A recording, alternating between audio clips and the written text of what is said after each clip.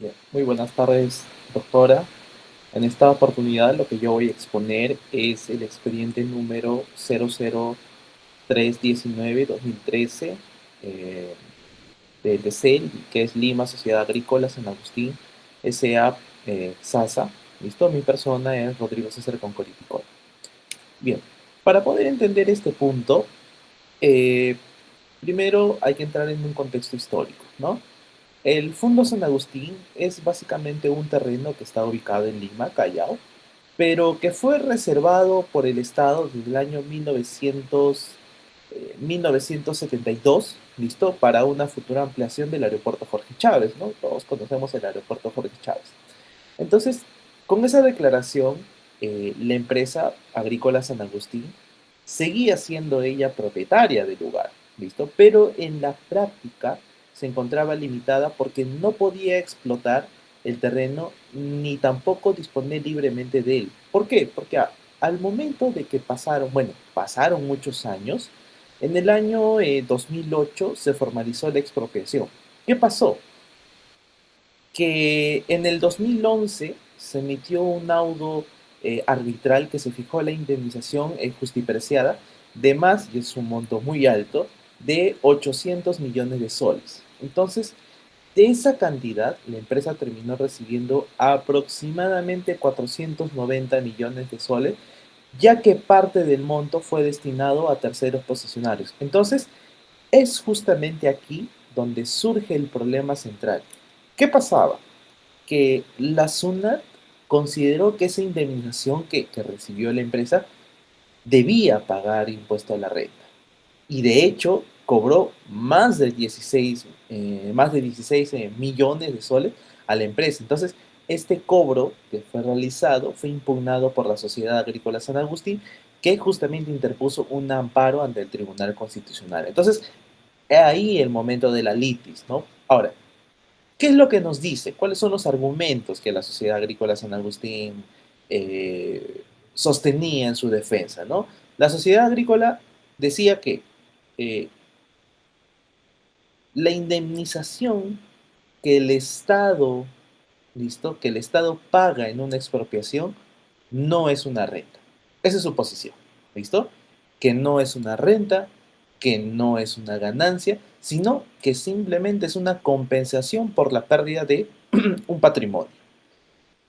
En palabras más sencillas, ¿no? Bueno, más o menos leyendo para entenderlo, decía que si el Estado me quita un terreno, ¿listo? El Estado me quita un terreno, la indemnización que el Estado me va a dar a mí tiene simplemente por única finalidad reponer el valor de ese terreno en dinero, nada más, ¿listo?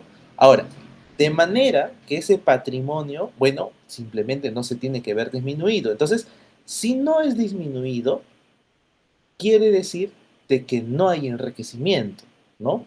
Simplemente es una reposición del valor del terreno de a qué a su derecho de propiedad. ¿Por qué? Porque la indemnización tiene que ser íntegra, completa y justa, ¿no? Es lo que nos dicen. Entonces, la Sociedad Agrícola San Agustín señaló que la expropiación era una transferencia forzosa, pero que no es un negocio voluntario como una compra y venta, por ejemplo, una compra y venta normal, ¿no? Entonces, no puede compararse con una ganancia de capital, ¿no? ¿Por qué? Porque justamente en la empresa lo que estaba ocurriendo era una doble carga injusta. Primero, por un lado, es que se le quita el bien de expropiación y luego se le reduce la compensación que recibía al imponer el tributo sobre ese mismo pago. Ya lo voy a hablar en un momento de manera más simple o para que se pueda entender. Pero, ¿qué es lo que decía? ¿Cuál es el argumento de la SUNAT?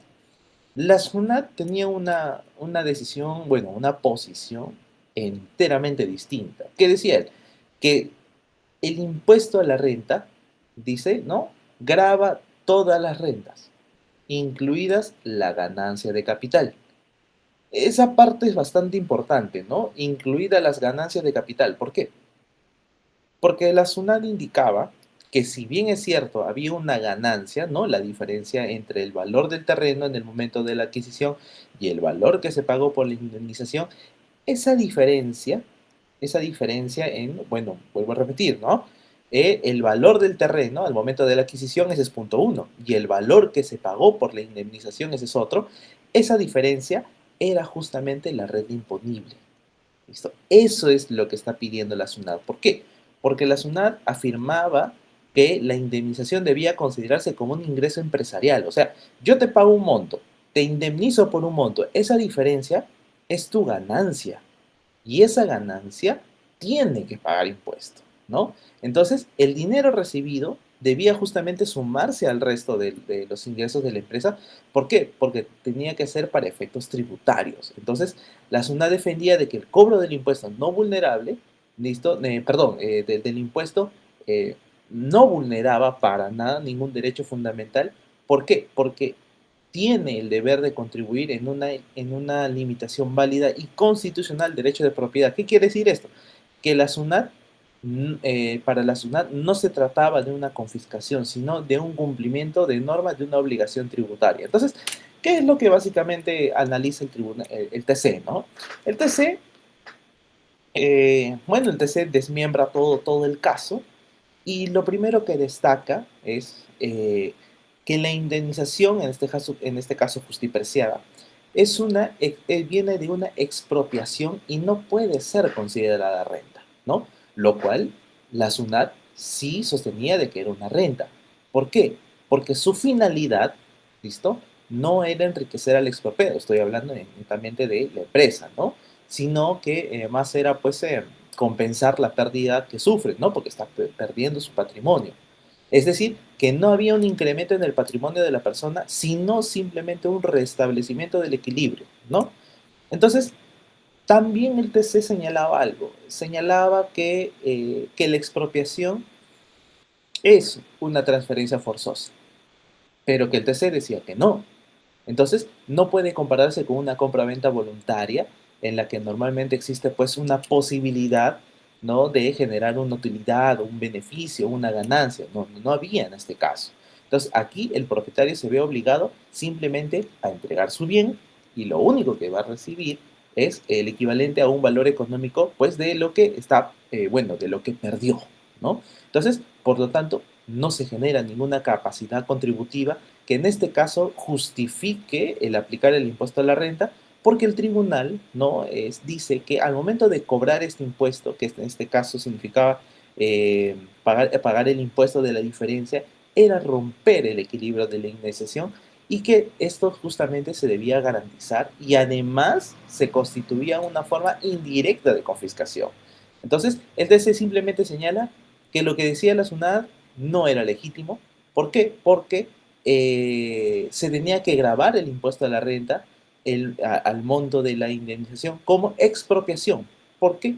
Porque en este caso se desnaturalizaba tanto la finalidad de la expropiación como la finalidad del tributo. Entonces, al final, la decisión del Tribunal Constitucional era simple, ¿no? Ante esto, la SUNAT pierde. ¿Por qué? Porque el TC declara fundada la demanda de la Sociedad Agrícola San Agustín y en consecuencia ordena una inaplicación del artículo 5, que en este caso sería del texto único ordenado de la ley de impuesto a la renta, ¿no? Entonces, para este caso específico, justamente es donde se aplica. Pero hay algo más que se debía incluir y dejar claro, ¿no? Dejar claro que la expropiación como hecho imponible resultaba inconstitucional y que lo que dispuso justamente la SUNAT debía devolver a la empresa la suma de 16 millones, bueno, 16 millones 400 y algo, no recuerdo muy bien ahorita el monto exacto, que habían sido pagados bajo protesta, ¿no? Entonces, con esta decisión, el tribunal, bueno, el TC reafirma el principio de lo que es el principio de indemnidad patrimonial en los casos de expropiación y deja sentada una base muy importante, que en este caso es que el justiprecio no constituye una renta gravable, ¿no? Es justamente lo que yo he podido entender, he podido analizar un poco lo que es esta sentencia del TC y con esto, doctora, doy por acabada mi ponencia. Muchas gracias.